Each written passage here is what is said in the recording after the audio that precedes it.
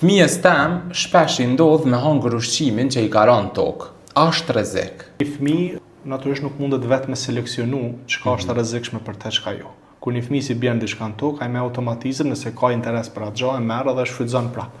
Në rastin tonë, nëse është ushqim, pyetja e parë që e kisha bë vetit është ku ka ra ushqim? A ka ra vetëm këtu në tokë? A ka ra me një vend që është ka dhe diçka të langshme rreth vetes? A ka ra e ka shkel një kafsh? A ka ra afër ndaj bërllogut, ndaj mbeturine? Ka shumë dallim. Nëse një copë buke që një fëmijë është duke hangër ose duke ushqyer te ka rënë tokë për pak sekonda, është një farë rregulla 5 që ti thonë. Bakteret për 5 sekonda mundohen me mbipopullu një objekt që ju afrohet. Në rastin tonë, natyrisht në tokë, në tavolinë, çdo ku ka baktere plot. Momentin që një ushqim që I ka ra fëmijës tan, e ke marrë me një herë pi tokës edhe e ke pastru pak, edhe nëse ja jep përkundrazi, ajo është një prej ta themi ashtu vaksinave natyrale të cilat një fëmijë mundet me shfrytëzu.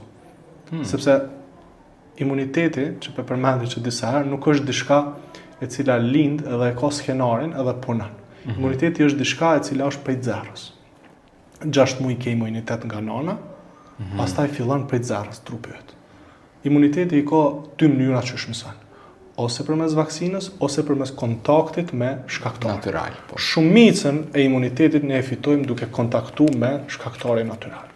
Është një baktere që ndodhet në tavolinë, ndodhet në duar, ndodhet në rrobe, fëmia joni ekspozohet edhe krijon një lloj imuniteti për atë shkaktar. Kështu që unë isha kon happy nëse ishim kthyer në atë kohën kur neve buka me isop djath, me vaj, me krip na ka rënë tokë.